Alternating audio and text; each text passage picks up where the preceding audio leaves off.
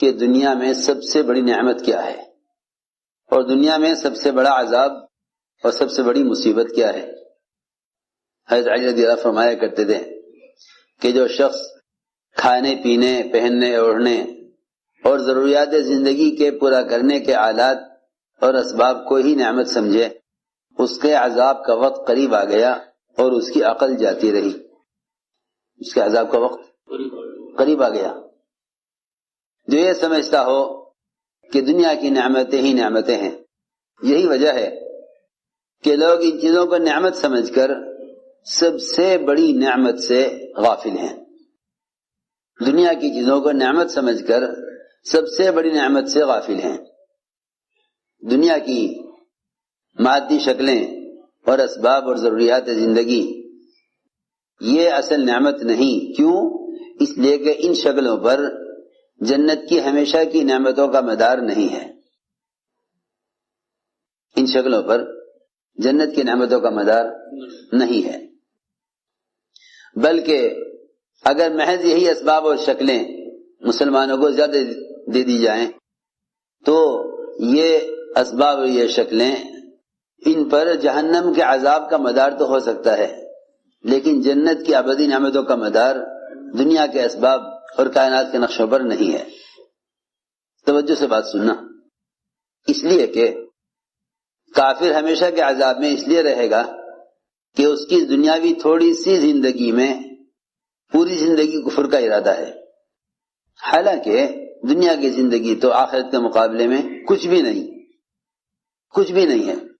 اگر ایک لمحے یا لمحے کا بھی کوئی 100واں حصہ لایا جائے آخرت کے مقابلے میں دنیا کو، تو یہ اتنی بھی حیثیت نہیں رکھتا، اس لیے کہ جو زندگی ابدی نہیں ہے وہ زندگی معدوم اور ختم ہے، جو زندگی ابدی ہے وہ ہمیشہ کے لیے ہے۔ تو کفر کا تھوڑا سا وقت دنیا میں وہ کافر کے لیے ابدی عذاب کا ہے، اور مسلمان کے لیے دنیا کا تھوڑا سا وقت یہ مومن کے لیے ابدی نعمتوں کا ہے۔ میں نے عرض کیا کہ جو شخص دنیا کے اسباب اور ضروریات زندگی کے پورا ہونے کے وسائل کو نعمت سمجھے، حضرت علی فرماتے ہیں کہ اس کے عذاب کا وقت قریب آ گیا اور اس کی عقل جاتی رہی، کیونکہ سب سے بڑی مصیبت وہ کفر ہے۔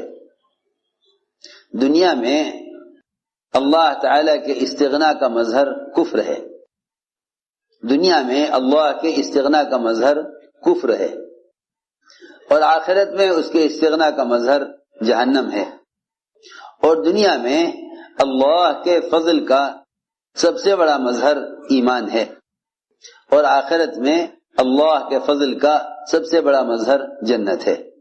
آخرت میں اللہ کے فضل کا جو مظہر ہے وہ جنت ہے، اس کے استغنا کا مظہر جہنم ہے۔ دنیا میں اللہ کی استغنا کا مظہر کفر ہے، اور آخرت میں اس کے استغنا کا مظہر جہنم ہے۔ یوں کہیں کہ اللہ تعالی کے استغنا سے اس طرح ڈرا کرو جس طرح اللہ کے عذاب سے ڈرتے ہو۔ اللہ کے استغنا سے ایسے ڈرو جیسے اللہ کے عذاب سے ڈرتے ہو۔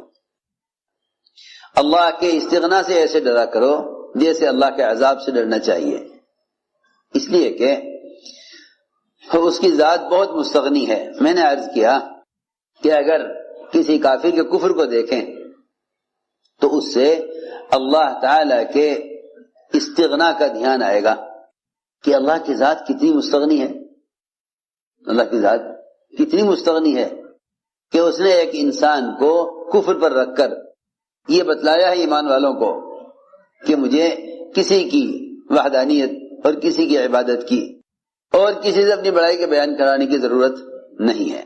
یہ میں عرض کرنا چاہتا ہوں کہ دنیا میں کفر وہ اللہ کے استغنا کا مظہر ہے۔ تو جب اللہ تعالی نے کافر کو دکھلا کر اپنا استغنا سمجھایا مومن کو، تو پھر مومن کے لیے کہاں گنجائش ہے، مومن کے لیے کہاں گنجائش ہے کہ وہ کسی عبادت پر فخر کرے، کسی عبادت پر۔ سنو میں کیا کہہ رہا، اس کو تو ہر وقت اس بات پر اللہ کا شکر ادا کرتے رہنا چاہیے کہ اللہ تیرا کتنا بڑا فضل ہے، تیرا کتنا بڑا فضل ہے کہ تو نے مجھے دنیا میں کفر سے بچا لیا۔ کیوں میں عرض کرتا ہوں، جب آپ کسی ہسپتال میں جا کر بیماروں کو دیکھیں تو ہڈی کے بیماروں کو دیکھیں گے تو آپ کو اپنی ہڈیوں پر اللہ کا شکر اور اس نعمت پر اللہ تعالیٰ کے احسان کا خیال آئے گا۔ جب آپ دماغ کے بیماروں کو دیکھیں گے تو اپنے دماغ کا خیال آئے گا۔ جب آپ اندھوں کو دیکھیں گے تو اپنی آنکھوں کا خیال آئے گا۔ اللہ اکبر، جو بدن مٹی ہونا ہے اور ختم ہونا ہے، جب اس بدن کی بیماریوں کو دوسروں میں دیکھ کر اپنے اعضاء کی سلامتی کو اللہ کا احسان سمجھتے ہو، تو جو کافر ہمیشہ جہنم میں رہے گا اس کافر کو دیکھ کر اپنے ایمان کی نعمت کا خیال کیوں نہیں آتا؟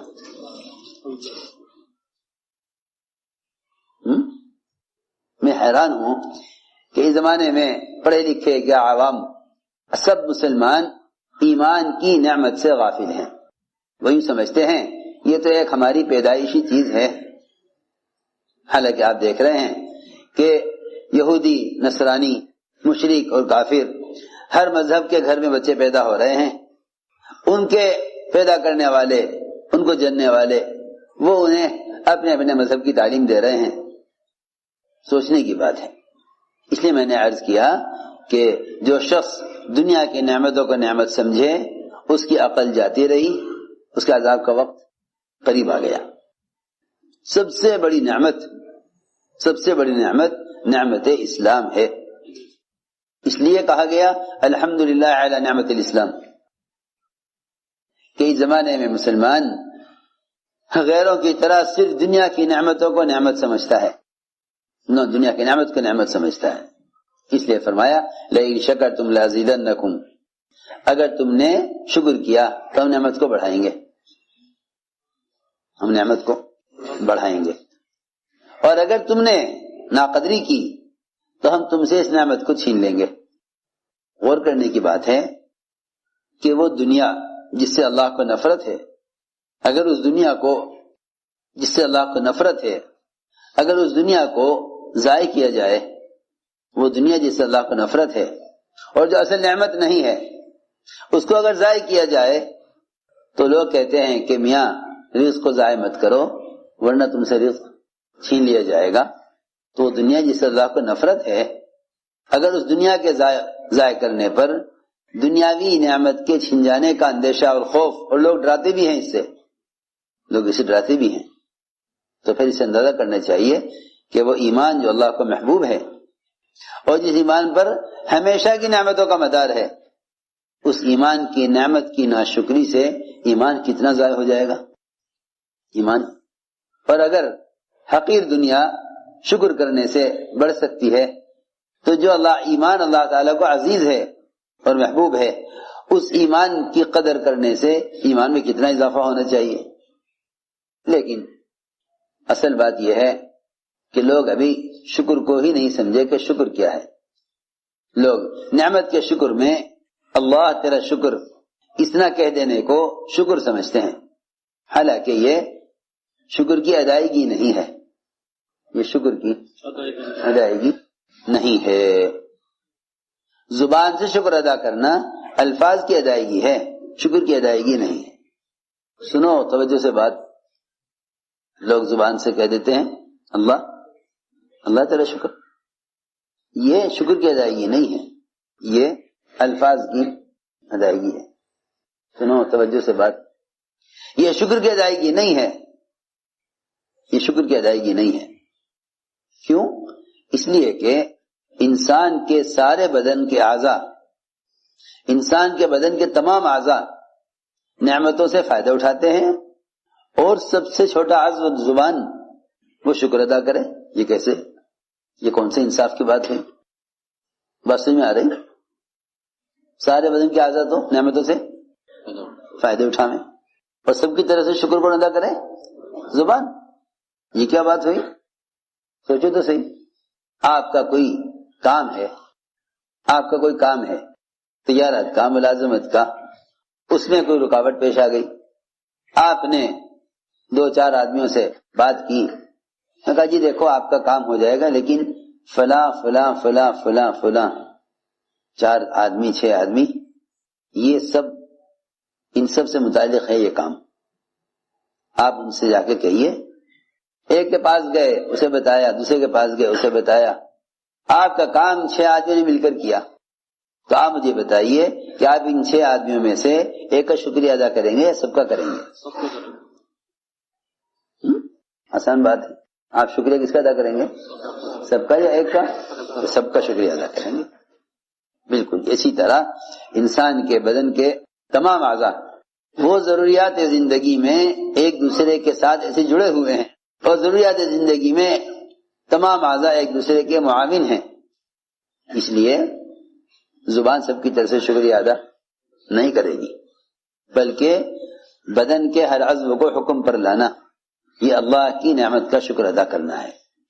بدن کے ہر عضو کو حکم پر لانا، یہ نہیں کہ بدن کے سارے اعضاء تو نعمتوں سے فائدے اٹھاویں اور سارے بدن کے اعضاء خواہشات میں پڑ جاویں اور زبان سے شکر ادا کر دیا جائے، نہیں، بلکہ حضور اکرم صلی اللہ علیہ وسلم نے جب اپنے آپ کو عبادت میں بہت تھکایا اور لمبا قیام اور ایسے لمبے سجدے، اللہ اکبر، بعض موقع پر حضرت عائشہ سمجھا کرتی تھی کہ شاید آپ کی وفات ہو گئی، ایسے لمبے سجدے، ایسے لمبے سجدے۔ وہ تو میں عرض کرتا ہوں نا کہ جو لوگ دنیا کی نعمت کو ہی نعمت سمجھے گا اس کی عبادات بھی انہی نعمتوں کے لیے ہو کر رہ جائے گی، اس کی عبادات بھی انہی نعمتوں کے لیے ہو کر رہ جائے گی۔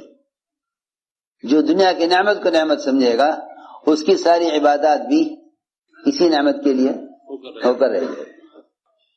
اگر کسی آدمی کو عمر قید کی سزا سنا دی جاوے، کسی کو عمر قید کی سزا سنا دی جائے اور پھر جج اپنا فیصلہ بدل کر اس آدمی کو رہا کر دے، تو بتاؤ اس کے لیے سے بڑی کوئی نعمت ہے کہ عمر قید سنا دی گئی تھی پھر آزاد کر دیا؟ بتاؤ اس سے بڑی کوئی نعمت ہے؟ جس وقت اس کو عمر قید کی سزا سنائی گئی اس وقت اس کو کوئی چیز اچھی لگتی ہوگی دنیا کی؟ کچھ بھی نہیں ہے۔ زندگی بھر جیل میں رہنا ہے، بیوی بچے مکان دل لگی کے سامان سب اس کے نظر میں بے حیثیت ہو جائیں گے، ہر چیز کی لذت ہر چیز کا مزہ فوراً ختم ہو جائے گا۔ بس اسی لیے عرض کر رہا کہ سب سے بڑی نعمت نعمت ایمان ہے، سب سے بڑی نعمت نعمت ایمان ہے، سب سے بڑی نعمت نعمت ایمان ہے۔